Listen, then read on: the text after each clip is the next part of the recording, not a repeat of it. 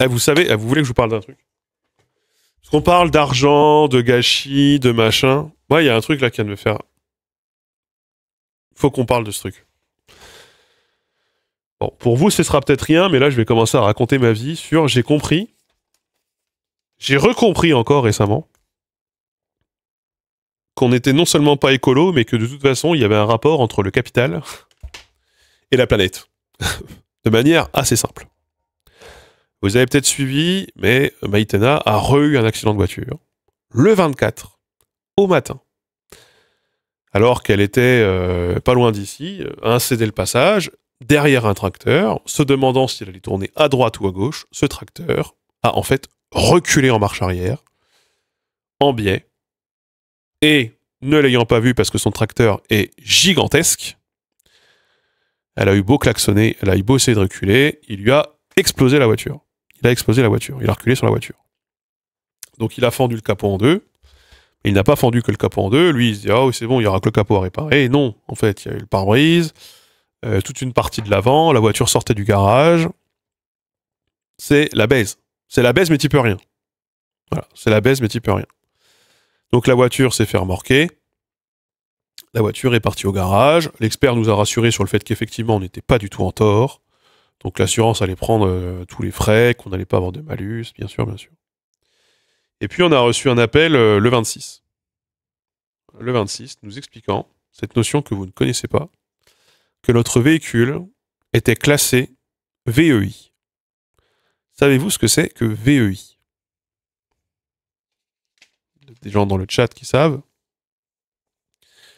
VEI, ça veut dire véhicule économiquement irréparable. Qu'est-ce que ça veut dire un véhicule économiquement irréparable? Ça veut dire qu'en gros, l'expert a considéré qu'il y avait à peu près 3000 euros de travaux sur le véhicule pour le remettre en état. Il roulait bien, il sortait du garage. Hein. Il pouvait encore en tirer 100 000, on avait refait faire le devant, j'avais fait changer la batterie, on venait de faire la vidange, tout va bien. Sauf que notre voiture ayant été immatriculée en 2006, elle n'est plus cotée à l'Argus. Vous savez, à l'Argus, vous avez une cote qui est attribuée au véhicule. Voilà, une cote. Qui en gros considère, qui fixe en gros ce qu'est sa valeur à un moment, à un instant, en fonction de quand est-ce qu'elle a été immatriculée, combien elle a de kilomètres, en gros, quel modèle, quelle marque, etc. Et donc du coup, l'assureur a considéré dans notre cas que la voiture ne valait que 1300 euros. Alors qu'on avait fait installer un attelage qui nous a coûté quasiment, je sais plus combien, mais alors que j'en venais de faire changer les pneus. En gros, tu prends juste les travaux qu'on a fait sur la caisse, c'est les 1300 balles. Considère que la voiture ne valant que 1300 euros, le montant des réparations étant supérieur, la voiture est considérée comme irréparable. Alors là, tu as deux choix. Soit tu acceptes l'offre de l'assurance, c'est-à-dire tu prends les 1300 euros et ta voiture, elle part à la destruction. C'est le cas. Nous, céder pour être détruite. Donc, la voiture va être détruite. Hein. La voiture roule. Hein. La voiture a 280 000 km. Mais la voiture roule. Soit tu décides de la réparer toi-même, auquel cas, il faut tout que tu fasses faire dans un garage, dans les règles de l'art, voilà, avec des factures, que tu payes tout toi-même, et que tu fasses revenir l'expert pour qu'il atteste que toutes les réparations que lui pense devoir être faites ont été faites pour qu'il puisse en gros valider sa remise en circulation, ce qui en fait est super cher. Ce qui en fait est super cher. Et donc, en gros, l'assurance te dit, c'est pas ta faute. Ta voiture, elle roulait très bien. Voici 1300 euros. Ta voiture, elle part à la destruction. Elle part pour être détruite. Démerde-toi pour en retrouver une autre. La voiture roule, hein. Donc là, j'ai compris tout de suite que, en fait, et en discutant, du coup, j'ai fait le tour des concessions pour voir ce que je pouvais récupérer comme voiture, ça va être compliqué, qu'en fait, de toute façon, et ce que m'a expliqué l'un des commerciaux, c'est une voiture neuve a eu un amortissement, c'est 8 ans, voilà, une période d'amortissement. Les voitures, de toute façon, c'est pensé comme ça. C'est pensé pour qu'il n'y ait pas trop de voitures vieilles du marché de l'occasion qui restent. Parce qu'au bout d'un moment, il faut que les voitures neuves, qui sont essentiellement achetées par les sociétés, en gros, les voitures neuves, quand elles sortent, quand elles sont toutes neuves, en gros, vous avez 80% des voitures neuves qui sont achetées par des sociétés, dans le cadre du leasing ou de la LOA. Donc, de la location longue durée ou de la location avec option d'achat. Souvent sur des contrats qui sont de 3 à 5 ans. Et puis, quand ils récupèrent ces voitures 3 à 5 ans après, elles sont revendues par les mêmes concessionnaires comme étant des voitures d'occasion avec une décote. Cette décote, souvent, c'est de l'ordre de 40%. Donc, pour que tous ces concessionnaires puissent vendre leurs voitures quasi état neuf sur le marché de l'occasion, il ne faut pas non plus trop qu'il reste des voitures d'occasion. Donc, vous avez cette cote de l'Argus, qui fait qu'en fait, les véhicules les plus vieux, de toute façon, sont voués à être renouvelés. Donc, si jamais vous avez un véhicule trop vieux et que vous avez un accident, même si vous n'y pouvez rien, même si c'est l'autre qui est en tort, on peut faire envoyer votre voiture à la casse, vous envoyer un billet à la con, qui ne suffit pas, et vous dire ciao, démerdez-vous pour en retrouver une. La caméra s'est bloquée, attendez 2 secondes.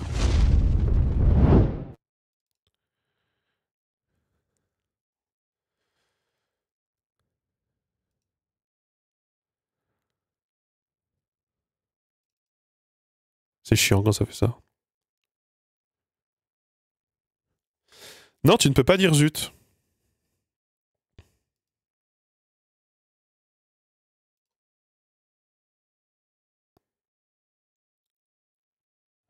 Voilà, c'est bon. Oui. Donc en fait non, dès l'instant que ton véhicule il a été accidenté, de toute façon pour qu'il puisse être remis en circulation, il faut qu'il repasse devant un expert, sinon t'es plus assuré et t'as pas le droit de rouler sans assurance. C'est interdit de rouler si t'es pas assuré. Donc tu peux pas dire zut, sauf si jamais t'as envie de lâcher beaucoup plus que ce que ça coûte, voilà. Ah bah nous elle était assurée au tiers, hein, de toute façon. Elle était assurée au tiers. Donc voilà. Donc là, moi, vous savez, à partir de là, j'ai compris que le capitalisme avait besoin. De toute façon, il considère que réparer des trucs toi-même, surtout pas interdit. Et là, pardon, autre délire. Alors, on part dans le délire. Du coup, l'assurance nous prête une voiture pendant 6 jours, parce qu'on devait. Normalement, c'est 3 jours, mais là, pendant 6 jours. Au-delà des 6 jours, on rend la voiture. Là, comme c'est là maintenant, on en a plus. Finito. Ta voiture, elle est partie à la casse. On t'a rendu ta voiture de prêt qui a duré que 6 jours. T'as plus de voiture, hein, t'es piéton. Tu te démerdes. C'est le cas actuellement. Donc bref, on nous prête une voiture, on va au Pays Basque, et là au Pays Basque, il m'arrive quelque chose qui ne m'est jamais arrivé, mais qui arrive, je roule sur une vis. Il y a une vis, par terre, dans la rue, je roule dessus. Le matin, avant de partir, 1 heure avant de partir, et j'ai un pneu crevé. Je vais le regonfler pour voir, et j'entends que ça siffle et tout, et en gros, bon, là, je me dis, je vais changer le pneu, ou je vais changer la roue. J'ouvre le coffre, je retire le faux... vous savez, le faux sol, là, le sol du... Je regarde dessous pour voir s'il y a une roue de secours. Rien. Que dalle. Le plancher, merci. Que dalle. Pas de roue, rien du tout. Et en fait, du coup, j'appelle l'assistance. Et en fait, l'assistance me dit... Donc, du coup, ils envoient un dépanneur. Ils me disent que peut-être ils vont devoir me rapatrier en train, ce qui va coûter la race. Que peut-être ils me prêtent une autre voiture, faut qu'ils voient, mais ils en ont pas sur le département, et certainement pas... on était quoi, le 28 ou le 29, on était un dimanche. Bref. Du coup, c'est la merde et tout. Bon, ils font venir le dépanneur. Le dépanneur, en gros, on le voit, on le paye au black, il met une mèche. Il nous demande 20 balles au black pour nous mettre une mèche dans le pneu pour qu'on puisse repartir. On lui dit, vas-y, on lui paye 20 balles au black, et il nous met la mèche et salut. Et là, moi, ça... Alors déjà, au passage, quand on a rendu la voiture, l'assurance nous a demandé de payer le changement du pneu. Voilà. Mais en gros, ce que l'assurance, elle te dit, c'est que tu n'as pas le droit d'intervenir sur le véhicule. Tu n'as pas le droit de changer la roue. Et en parlant du coup avec les commerciaux, pour voir ce qu'on pouvait trouver, notamment si on prend des voitures en leasing ou quoi, c'est en fait, ils nous disaient que maintenant, quoi que tu fasses, tu n'as plus le droit d'intervenir sur ton propre véhicule. Ils évitent au maximum. Donc dans les voitures neuves, il n'y a plus de roue de secours. Ou alors il faut payer pour l'avoir en option. parce qu'ils considèrent que c'est trop dangereux de changer une roue quand t'es un particulier, et surtout, tu pourrais mal la remonter, et donc du coup, en termes d'assurance, ils ont dû faire des calculs. Donc en gros, et de toute façon, on l'a bien compris, c'est en gros, et ça c'est tous les commerciaux nous l'ont dit, et ça j'en avais parlé avec un pote qui bosse là-dedans et qui m'expliquait la même chose. Aujourd'hui, tout est fait pour que quelqu'un qui ait sa voiture ne puisse plus faire les réparations sur sa voiture. T'es obligé de faire ça dans un garage. T'es obligé de faire ça avec un dépanneur ou par l'assurance, ce qui te coûte souvent beaucoup plus cher. T'as plus le droit de faire ta vidange, par exemple. Ou alors, tu peux le faire, mais t'auras pas l'étiquette sur l'aiguille que, par exemple, des fois l'assurance va te demander si tu as parce que ça atteste que ça a été fait par un professionnel. Merci Kakui Kitsune pour le sub. Et donc, en fait, on est dans un système où t'es obligé d'avoir recours à un tiers, et souvent ça coûte la race, pour faire la moindre opération bête sur ta voiture. C'est un délire. Et du coup, ça coûte tout plus cher. Alors toi, ça te coûte plus cher, parce que ça coûte plus cher au garagiste, et puis quand tu passes par l'assurance, alors l'assurance, elle couvre, mais les assurances, ça coûte super cher aujourd'hui. Faire assurer une voiture, ça coûte super cher. Sauf si t'es riche. Parce que si t'es riche, t'as une voiture de riche. Si t'as une voiture de riche, t'as les bonus écologiques qui te permettent d'alléger la facture. C'est incroyable. Voilà. À un moment, BMW tentait le capot scellé, n'étant accessible que les goulottes pour faire les niveaux de lave-glace. Ah putain, va.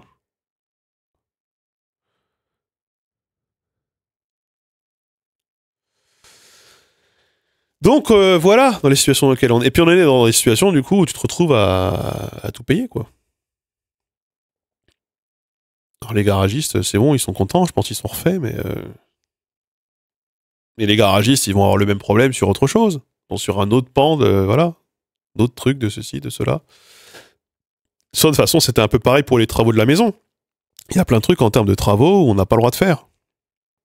Il faut qu'on fasse faire. Là, par exemple, on a eu la tempête, on a des ardoises qui se sont envolées sur le pignon nord du toit. Il faut qu'on fasse intervenir un professionnel pour réparer le toit. Et on a 200 balles de franchise. Il faut qu'on paye 200 balles de franchise. Et ben, faut falloir qu'on paye, il faut qu'on fasse venir un professionnel parce que de toute façon, l'assurance, il y a plein de trucs qu'elle décide de pas couvrir si jamais Stock a fait les réparations.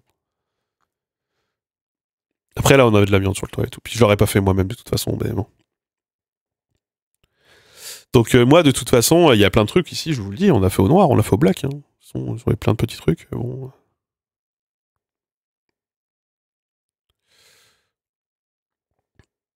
Donc, ouais, les gros garages peut-être, mais après ça a l'air d'être des grosses concessions. Ici à Fougères, j'ai fait Peugeot, Renault et Citroën, alors c'était un délire. Les commerciaux qui essayent à tout prix de te vendre telle ou telle voiture en dépit du bon sens, et même si t'as dit que c'est pas ton... C'est débile en plus.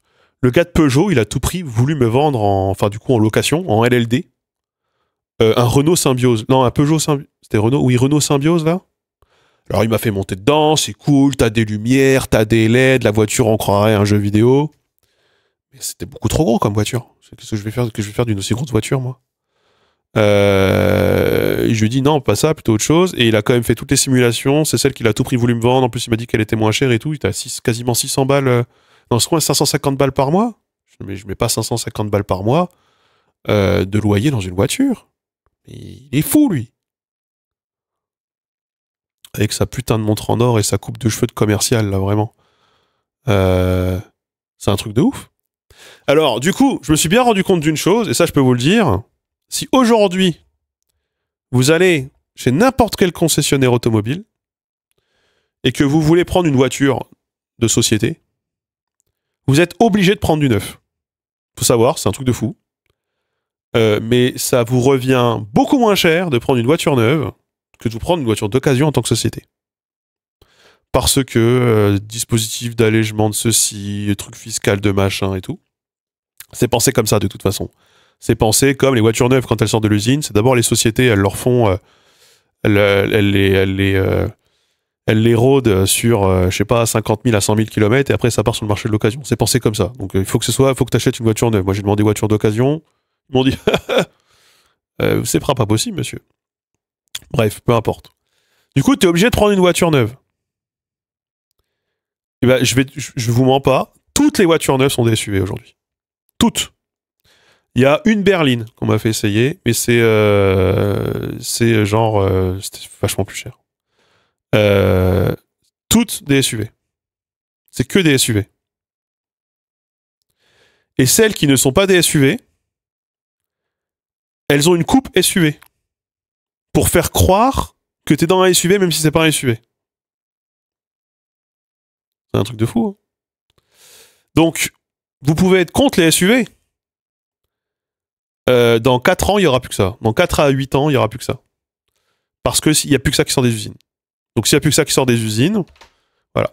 Il y a beaucoup de citadines. Et bien là, nous, on part par exemple sur la C3, la nouvelle C3 qui vient de sortir. La C3, c'est une citadine à la base. C'est comme une 206, c'est comme, j'en sais rien, c'est comme une Clio. Et ben la nouvelle C3, c'est un mini SUV. Voilà. C'est une coupe SUV. Donc moi, je trouve que c'est des voitures pas pratiques à garer, hein, très honnêtement. Bon.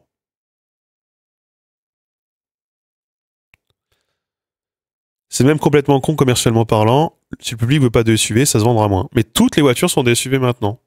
Toutes, y compris les grosses. Alors moi, je trouve que les voitures, elles se distinguent pas. Moi, j'y connais rien en voiture.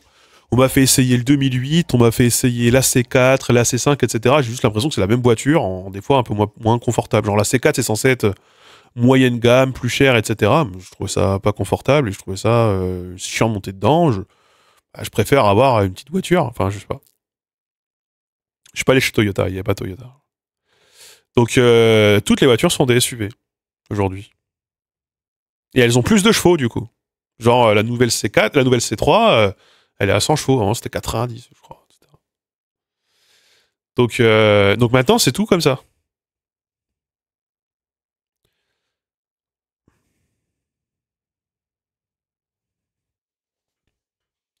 Et ouais, alors il y a moins d'espace effectivement à l'intérieur. Il y a moins d'espace, mais c'est monoplancher, je crois. C'est le même plancher, donc au niveau de la coupe de la carrosserie, apparemment, c'est plus facile, parce que les voitures sont plus hautes, je sais pas quoi. Les voitures sont surélevées. Il m'expliquait, il y a des commerciaux qui m'expliquaient que les voitures aujourd'hui sont surélevées pour qu'elles paraissent plus grandes, et donc qu'elles paraissent comme ayant un meilleur rapport qualité-prix. La C3, c'est ce qu'ils ont l'air d'avoir fait, ils l'ont remontée, elle est plus haute, pour que tu aies l'impression de conduire une espèce de mini 4x4, quoi.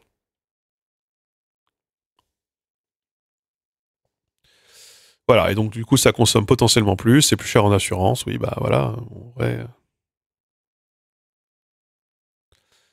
C'est d'autant plus la douille que c'est un peu une mode à l'américaine, sauf que nous on n'a pas les places de parking pour garer des SUV, quoi. Plus haute avec les phares LED plus forts. Ah oui, ah oui, bien sûr.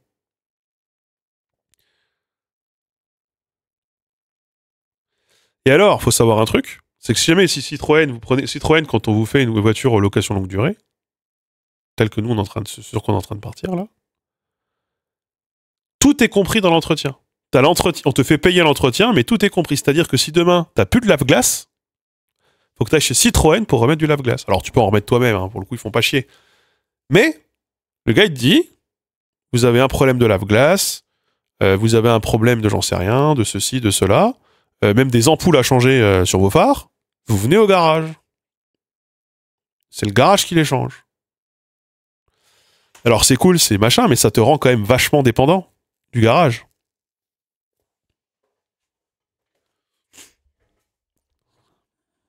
Et en même temps, après, tu te dis, tu payes pour. Et maintenant, t'as pas trop de choix, tu payes pour, quoi qu'il arrive. Donc,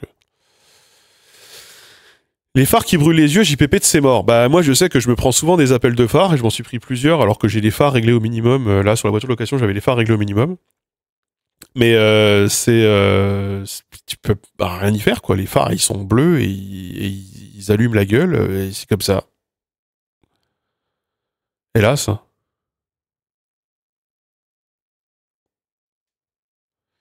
pour la prochaine bagnole que le client devra changer de caisse. C'est-à-dire aux États-Unis, c'est parce que ce n'est pas les mêmes réglementations pour les SUV et les modèles classiques. Ça passe en réglementation truck, qui avait moins de contraintes et qui rapporte plus. J'ai vu que suite aux nouvelles réglementations en Europe, il y avait quasiment plus de pick-up sur le marché. Plus personne n'en construit ou n'en vend. Les gros pick-up à l'américaine, là. Donc, pour revenir au sujet, j'ai bien compris que le capital est plus important que l'écologie, surtout en matière de voiture. Parce qu'il y a aussi une donnée qui est importante et que vous avez peut-être pas, c'est que l'un des moyens, ça va peut-être vous faire péter une rythme, mais l'un des moyens de mesurer la santé économique de la France et de l'Europe, c'est le nombre de nouvelles immatriculations. Donc c'est le nombre de véhicules vendus sur le marché du neuf. C'est une métrique et c'est l'un des indicateurs de santé économique. Donc il faut vendre des voitures. Il faut en vendre beaucoup pour dire qu'on a une économie qui tourne. Alors, à côté de ça, vous regardez, parce que tout à l'heure je parlais des 80% des bagnoles achetées par les sociétés. À côté de ça, vous avez quand même 20% de particuliers qui sont vraiment des pigeons qui achètent des voitures neuves. Et ces 20%, c'est des gens dont l'âge est de plus en plus vieux. Je crois qu'aujourd'hui, la moyenne d'âge d'achat d'un véhicule neuf en France, c'est 59 ans. Je crois qu'on était à 57 ans, genre il y a 2 ans. Il faudrait vérifier ces chiffres-là, c'est de mémoire, c'est de tête. Mais plus le temps passe, et plus les véhicules coûtent cher. En fait, aujourd'hui, il faut mettre 18 mois de salaire pour acheter une citadine d'entrée de gamme. Neuve. Voilà. À peu près. C'est à peu près 20 000 euros une voiture aujourd'hui. Une voiture neuve aujourd'hui, c'est à peu près 20 000 euros. Au minimum. Donc on est à peu près là-dedans. On est à peu près entre 12 et 18 mois de salaire. J'ai regardé, dans les années 80, c'était 6 mois de salaire. Pour acheter une voiture neuve. Citadine neuve. Donc, il faut payer. C'est aujourd'hui une voiture neuve coûte 2 à 3 fois plus cher pour quelqu'un qui est au SMIC qu'il y a 40 ans. Il y a 30 ans, 40 ans. Donc, je prends 30 ans, parce que je crois que c'était les immatriculations, c'était les voitures fin 80, début 90. Donc aujourd'hui, ce sont des gens qui, quand tu achètes une voiture neuve, t'es vieux et t'es riche. Y compris des voitures d'entrée de gamme, quoi. Une des pseudo-raisons pour lesquelles les gens achètent moins de voitures, c'est l'incertitude politique, peut-être. Peut-être. Même tendance que l'immobilier. Oui. Oui, c'est sûr. C'est sûr. C'est pas pondéré que les envois en caisse. En casse? Non, pas que je sache. Chaque fois, on nous parle des nouvelles immatriculations. Merci Ecta pour le Prime. Donc moi, ce monde de la voiture, ça me fascine. Ça me fascine vraiment. À l'époque même de mes parents, alors c'est pas forcément bien, mais comprenez quand même. Moi, mon père, il a acheté une Polo neuve à l'époque. Il l'a gardée 21 ans. Bah, du coup, ça dépannait de ouf pour aller au travail. C'est-à-dire que du coup, mes parents pouvaient se permettre d'avoir 2 voitures, dont une voiture pour les petits trajets de moins de 5 minutes. Enfin, de moins de 5 minutes. Plutôt de 10 minutes pour aller au travail. Mon père, il la prenait pour aller au dépôt SNCF, pour aller faire ses astreintes, etc. Quand il avait besoin, mon père était parfois d'astreinte. Donc, il pouvait être appelé. Et du coup, il fallait qu'il débarque dans les 5-10 minutes, il fallait qu'il soit au dépôt SNCF. Il avait cette petite voiture. Donc, ça dépannait de ouf. Là, aujourd'hui, même si là, nous, on prend une voiture, il faut quand même qu'on se saigne un peu pour prendre une voiture. Et on n'en aura jamais 2, quoi. Et il nous faudrait une deuxième voiture pour que Maïtena puisse aller travailler, quoi. C'est toujours le problème. Hein. Il faudra vraiment qu'elle prenne une poubelle sur le bon coin, quoi. Et qu'on paye l'assurance. J'ai acheté une Toyota Yaris neuve à 12 000 euros en 2016. Aujourd'hui, ça serait plus du tout le même prix. Je sais même pas s'ils font la thermique pure.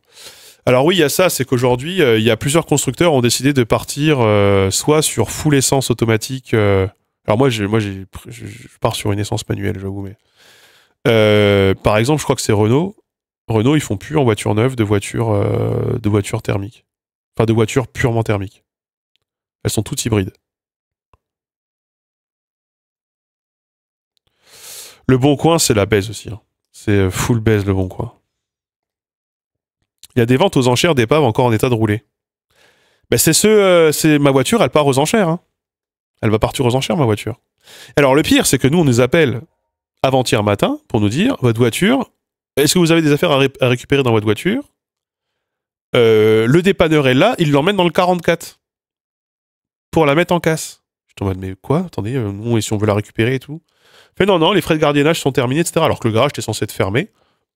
J'étais en mode, bon, c'est l'assureur, l'expert qui a décidé. T'appelles l'assurance et l'expert, et en fait, l'assurance te dit non, mais c'est l'expert. Il a dû voir avec une casse, il a trouvé un endroit où la mettre, etc., etc. Bon. Le mieux dans l'occasion, ça reste les ventes intrafamiliales. Bah, c'est sûr, c'est clair. Mais aujourd'hui, une voiture d'occasion, faut au moins mettre 3 ou 4 000 euros. Tu peux plus acheter une voiture pour 1000 balles.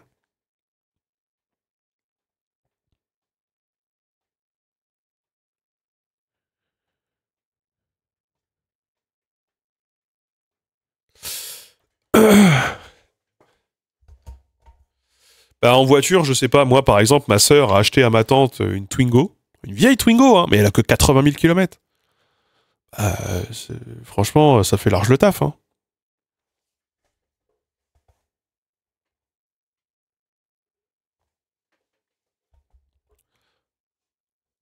5K si tu veux un truc qui marche vraiment bien. Mais vous vous rendez compte? 5000 euros? Bah, je me souviens d'une époque où t'achetais ta première voiture quand t'étais. Moi, du coup, il y a 15 ans, la première voiture de mes potes, c'était des voitures à 1000 balles max. Les parents, ils lâchaient leur meilleur 1000 balles, ça leur arrachait un peu la gueule, mais bon, ils lâchaient 1000 balles et c'est bon, t'avais une voiture, tu lui faisais faire 30-40 000 km avant qu'elle aille à la casse. Bah, 306 à 52 000 km, je vais la garder 15 ans au moins. Bah non, tu te fais rentrer dedans par un tracteur, ta voiture, elle sera considérée comme VEI, hein, je te le garantis. Je te le garantis, parce qu'en fait, il y a aussi une donnée, c'est les pièces sont-elles encore fabriquées? Ou les pièces existent-elles encore? Si l'assureur, l'expert en assurance considère qu'il n'y en a plus assez de stock ou qu'elles sont introuvables ou alors du coup elles sont trop chères, ces pièces, ciao. Ouais, puis après, il y a les bails de vignettes critères.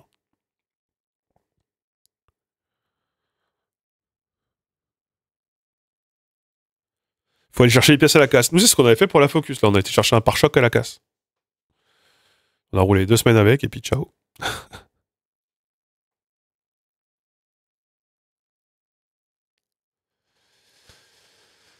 Donc, vous voyez le merdier.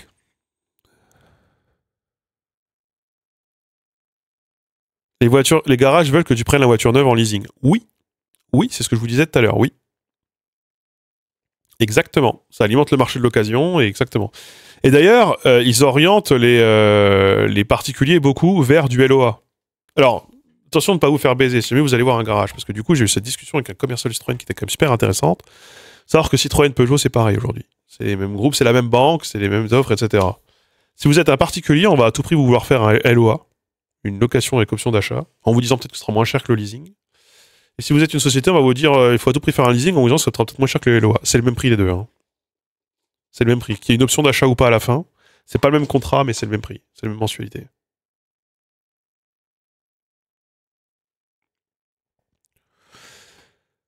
Règle de base, acheter des best-sellers au max des années 2000 et ou japonaises pour trouver des pièces cassent facilement après longtemps, fuir le reste. Bah ouais.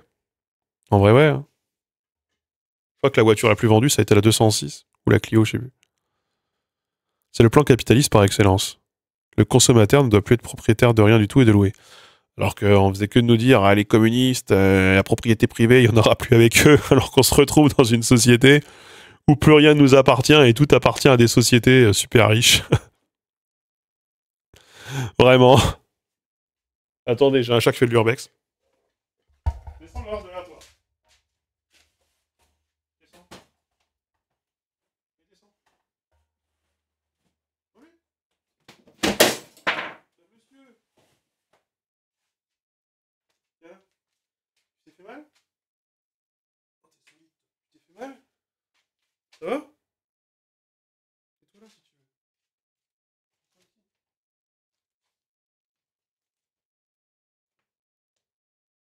Ce sera mieux là, monsieur.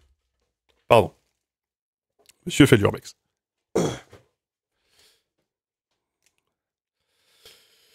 Donc bon, un crédit conso à la banque, c'est pas moins cher. J'ai plus le droit d'emprunter, moi. C'est pas moins cher, en ce moment, t'es à 10%. Mais j'ai plus le droit d'emprunter, moi. J'ai trop de dettes. On a 3 crédits pour la maison en cours, donc je peux plus emprunter, j'ai plus le droit d'emprunter. Et j'ai besoin d'une voiture.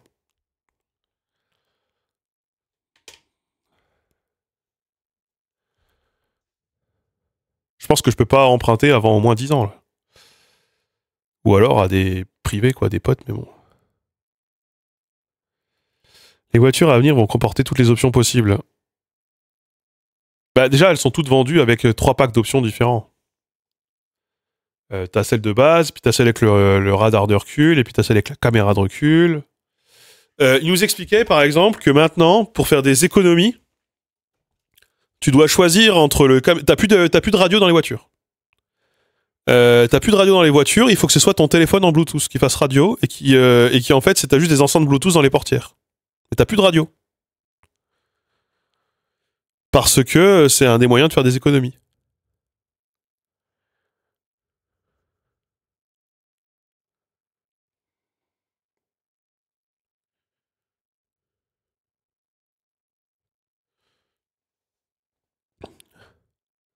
Petite moto 125, je prends pas la moto. Il y a encore 2 semaines, il y a quelqu'un de la famille de ma femme qui s'est tué en moto, là.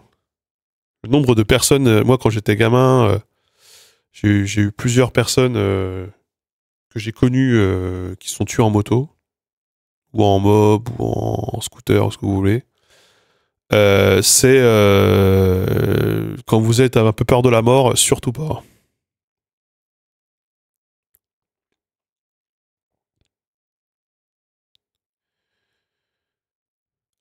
Savoir un truc qui est très drôle, c'est que le gars il m'expliquait, du coup tu peux choisir tes options comme sur catalogue, hein. Mais la voiture, des fois, la voiture sera sortie de l'usine sans.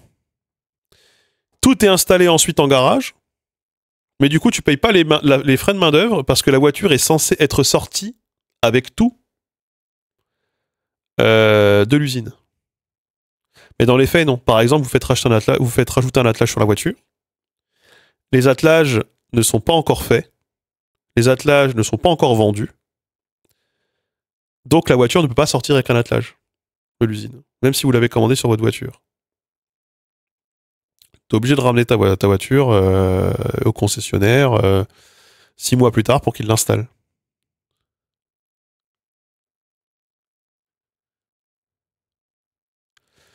Mon éditeur de logiciel pro a un technicien informatique pour 900 clients. Ils ont ramassé 800 € par tête, couvert par la Sécu pour la mise à jour Ségur du numérique.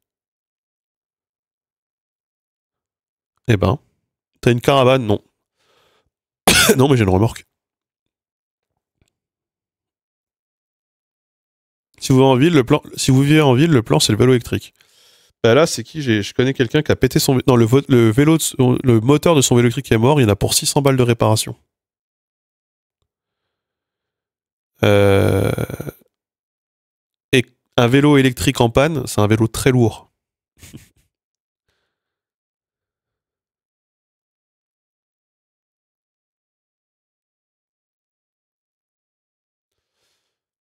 Mais moi, pareil, vélo, j'aurais pas confiance en ville. Pour voir, pour être conducteur de voiture, j'aurais vraiment pas confiance en vélo à pas mal d'endroits.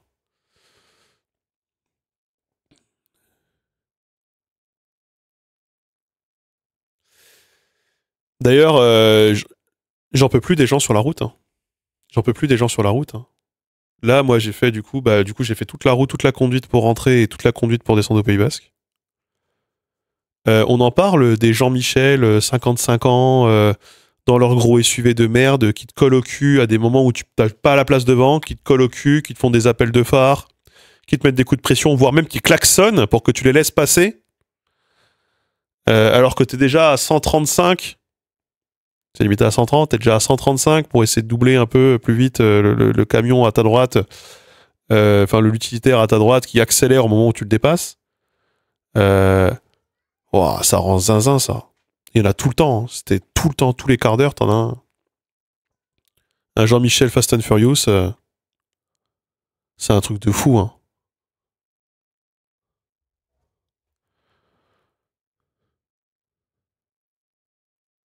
Bah moi, je roule plutôt à 110. Je roule à entre 110, 115, mais il y a forcément des moments où tu dois doubler des camions. Mais j'essaie de rouler plutôt à... J'essaye, ouais, quand je suis sur l'autoroute, souvent je roule entre... Ouais, je roule pas au max de la vitesse. Surtout quand avec la voiture de location qu'ils m'ont prêté, qui vote à Solino. Les gens sont calmes en Ille-et-Vilaine. Ah bah sur l'A84, je te jure, ça arrive tout le temps. Moi, j'ai eu un délire une fois sur la rocade de Rennes. Sur la rocade de Rennes, une fois, j'ai eu un délire. J'ai eu un gars. La rocade de Rennes était assez bouchée. Ça arrive souvent, vers 18h et tout. Donc t'as pas trop la place, les deux voies sont occupées, etc. Et le gars se fout derrière moi et, me fait des appels de phare, me klaxonne, continue. Et il insiste vraiment. Alors que je peux pas me rabattre. J'ai des camions sur toute ma file de droite. Je suis sur la file de gauche. Moi, j'ai 10 km à faire sur la rocade. Voilà.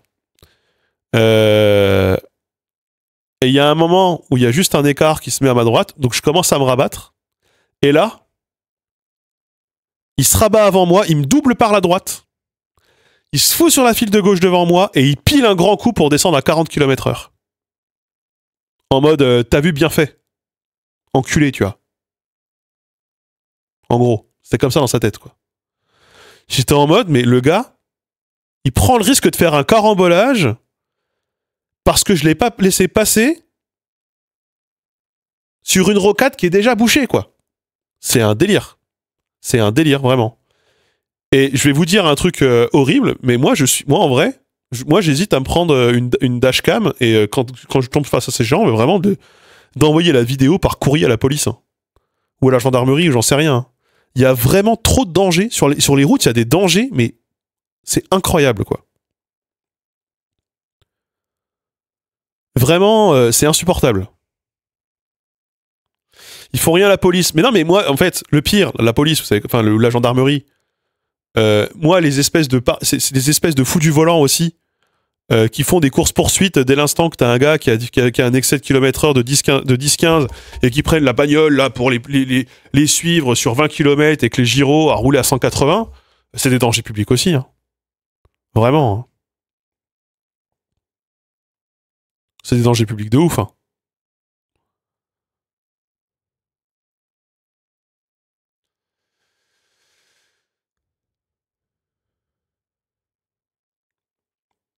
Entre ça et les gens qui mettent pas de clignotant dans les ronds-points, bien sûr. Voilà. Donc moi, ça m'angoisse de conduire. J'ai besoin de conduire beaucoup, hein, parce que j'habite à la campagne et qu'il y a des moments où j'ai des déplacements professionnels et tout, avec du matériel. Mais je trouve ça fou en fait. C'est vraiment le monde des incivilités, quoi. Beaucoup de gens ne respectent pas le code de la route. Mais vraiment, vraiment pas le code de la route, quoi.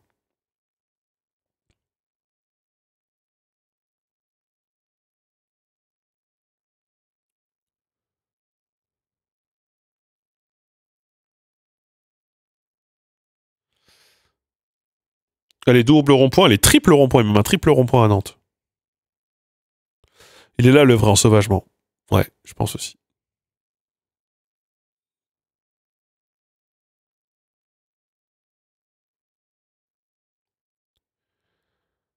D'ailleurs, on va faire un point, mais apparemment, c'est un grand sujet sur Reddit, alors je tiens à vous le redire. Parce que visiblement, c'est contre-intuitif par beaucoup de gens. Euh, Quand vous rentrez dans un rond-point, vous mettez votre clignotant à gauche. Si vous tournez à la gauche du rond-point, coupez votre rond-point fictivement en deux. Si vous allez à droite ou tout droit, vous restez sur votre droite. Si vous allez à droite, vous mettez le clignotant à droite. Si vous allez tout droit, vous ne mettez pas le clignotant. Vous restez sur la droite. Et arrivé avant la sortie que vous prenez, vous mettez le clignotant, vous tournez. Si jamais vous allez sur la partie gauche du rond-point, que vous faites un demi-tour, vous mettez votre clignotant à gauche et vous visez l'intérieur du rond-point. Ça, c'est le code de la route. Voilà. On a même été vérifié. Moi, c'est la règle que j'avais depuis toujours. Ça a tout le temps des sujets de débat dans les soirées, de machin. C'est la règle. Là, c'est la règle. Si jamais vous allez tout droit, vous coupez pas à travers le rond-point en vous collant sur la note gauche pour ressortir direct. Pas comme ça, on fait pas ça.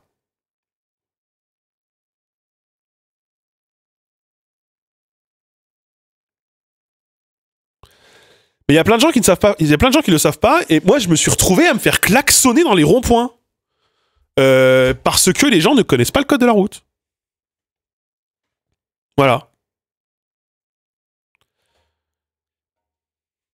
C'est toi qui mets ton mauvais clignotant ou qui te colle mal au mauvais endroit, enfin au bout d'un moment. Alors oui, le enculé le sens des mots sur c'est les sens giratoires, pas les ronds-points, parce que blablabla, blablabla. Bon, pour le commun des mortels, les ronds-points et le sens giratoire, c'est la même chose. Oui, il y en a 3 en France qui sont à priorité à droite et qui sont censés porter un autre nom. Mais hein, on se comprend, on se sait. Et oui, si tu sais pas où sortir, tu restes sur ta droite. Bien sûr.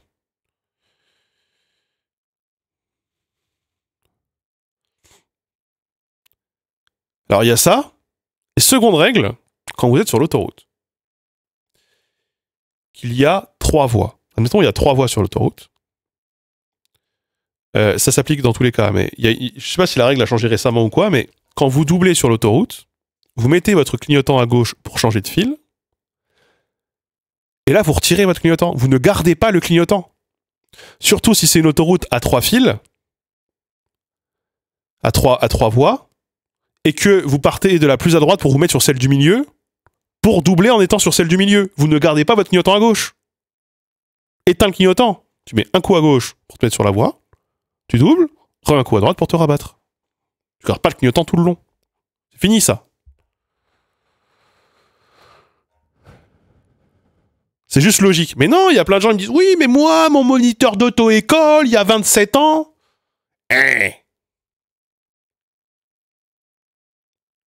Oh.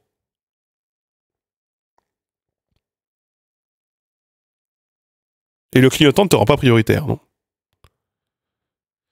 Non, tu gardes pas le clignotant jusqu'à le dépassement soit fini parce que c'est ambigu. Surtout si jamais t'as 3 voies. Ça veut dire quoi? Je garde mon clignotant parce que je suis en train de doubler, ou alors je garde mon clignotant parce qu'en fait je me rabatte sur la voie encore plus à gauche. C'est super... Pour moi, c'est la règle, et pourtant pour le coup j'ai été vérifié. Peut-être les autres gens d'auto-école ici qui diront le contraire en commentaire. Peut-être qu'il y a du débat là-dessus. Mais tu mets le clignotant quand tu changes de fil. Mais pas le clignotant pour rester dans une file.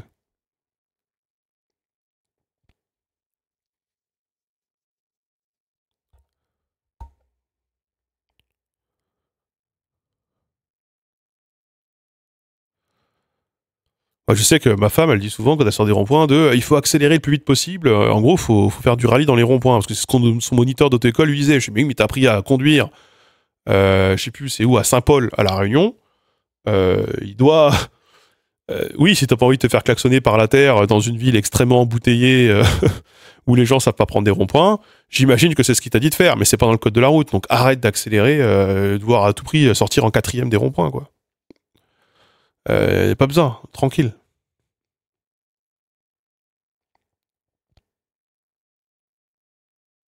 Ceux qui s'arrêtent à la hauteur du feu et pas à la ligne. Ouais, ou alors qui s'arrêtent sur les passages. Alors moi, c'est un truc essentiel. En Bretagne, c'est à peu près respecté, mais beaucoup de gens ne respectent pas, c'est sur les passages piétons. Si jamais t'as un feu, que t'as un passage piéton juste avant, tu t'arrêtes avant le passage piéton, tu t'arrêtes pas sur le passage piéton. Et quand tu fais ça et que t'es premier et que t'es devant, t'as des gens qui te klaxonnent derrière pour que t'avances. Qui remet. Après, ici, les 3 quarts des ronds-points, ils sont en zone 30. Hein. De toute façon, Et les pistes cyclables. Mais les pistes cyclables, moi j'ai un autre problème en tant que conducteur. Je trouve que très souvent, elles sont quand même mal dessinées et mal mises, mal situées, et pas toujours très bien identifiables. Notamment quand t'as des espèces d'espaces où tu sais pas trop si c'est le caniveau ou si t'as une moitié qui est pavée, une moitié c'est le trottoir, tu sais pas trop. Moi, j'aimerais bien, dans ce pays, on a les moyens, qu'on fasse un code couleur. Genre toutes les pistes cyclables en vert, toutes les voies de bus en rose. Moi, ça m'est arrivé plein de fois dans des villes que je connais pas de rouler sur la voie de bus, alors que j'avais pas le droit. Mais c'est qui ce con qui a décidé des fois de faire en sorte que t'as 3 voies, t'as une voie de bus, tu sais même pas que c'est une voie de bus, c'est rappelé tous les 100 mètres. Et alors moi, il y a des trucs qui m'ont fait prank, c'est autour de Nantes et au sud de Rennes, t'as les voies covoiturage, qui sont à des moments des voies de bus et qui sont à des moments des voies de bus et des voies de covoiturage. Quand est-ce que t'as le droit de rouler sur ces trucs? Du coup, personne ne roule dessus, personne ne sait. Donc, pareil, au bout d'un moment, mettez de la peinture, quoi. Vraiment.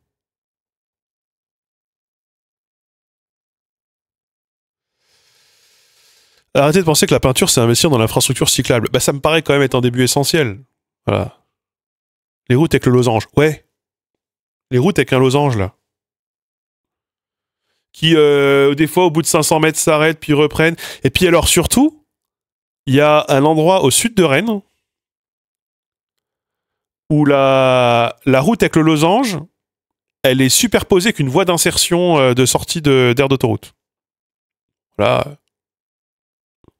Moi, je sais pas. On est sur, du coup, je suis sur la voie d'insertion ou je suis sur la voie... Ouais, compliqué, hein, incompréhensible.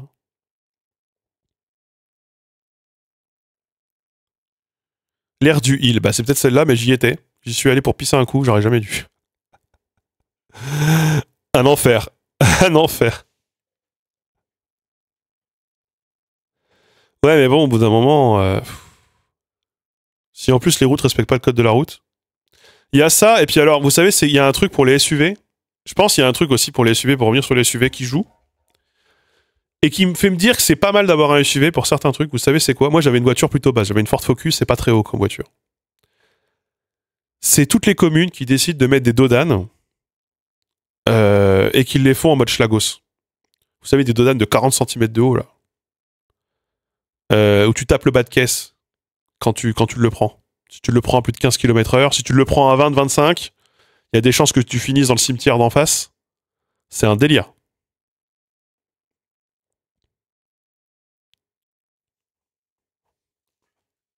C'est un délire. C'est sûr qu'avec les SUV, au moins, les dodanes, tu les prends, quoi.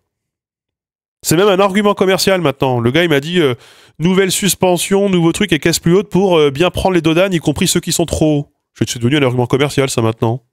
Tiens donc. Normalement, les dodanes, c'est hyper réglementé. J'ai même vu un reportage sur un gars qui s'amusait à mesurer les dodanes partout où il envoyait et qui envoyait des courriers pour référer des dodanes non réglementaires. Oh, je pense rien de Juan Branco.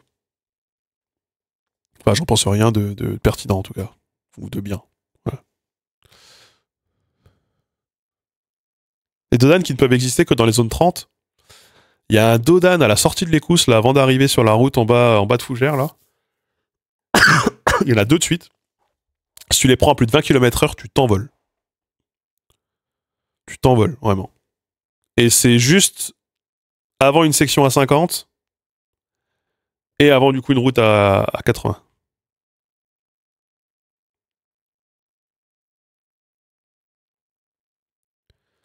Ah, les dodanes, horrible. Moi, les dodanes, et j'ai aussi un problème, c'est quoi mon autre problème en tant que conducteur? C'est les villages qui décident qu'en fait, les panneaux, c'est trop cher et qui passent tout en priorité à droite, mais les stops sont mal effacés. Et du coup, tu sais pas si c'est des stops ou pas des stops. Il y en a à Fougères, là. Ça, il y en a à Fougères. Tu te fais, oh, je m'arrête pas. Alors du coup, je m'arrête. Toujours. Mais là, il y a la ligne du stop ou il n'y a pas la ligne du stop?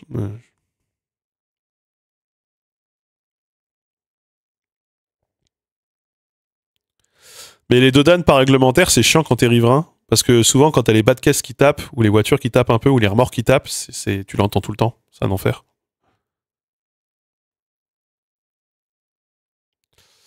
Ouais, bah, il y en a des ronds-points, des dodanes concaves, là, il y en a plein. Ouais, ouais.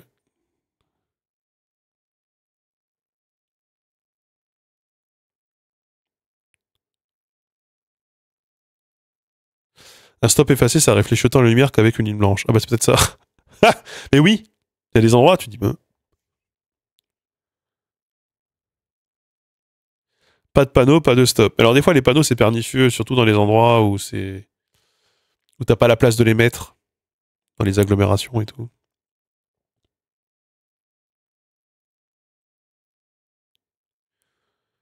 Alors qu'il y a des endroits, vous savez, moi je crois que c'est le meilleur nudge hein, qui ait pu être inventé en code de la route, c'est ils peignent juste des lignes blanches sur la route. Et ça te donne envie de ralentir parce que t'as l'impression que ça va être des bandes machin, là, des bandes chiantes, là. Alors qu'en fait, bon, y a rien, juste de la peinture. Ouais, ils sont planqués dans une haie à pousser. Il y a tellement de ce cas de figure-là, il y en a plein, ici. Il y en a plein, il y a un carrefour aussi, là, à Fougères, où il y en a deux, où tu descends, t'es en priorité à droite, mais en fait, t'as aucun moyen de voir la route qui est à droite, parce que t'as un bâtiment, et après, c'est une zone de stationnement tout le long. Donc, il y a aucun monde où tu vois les voitures arriver. Tu peux pas? Tu peux pas? Sauf si tu t'engages.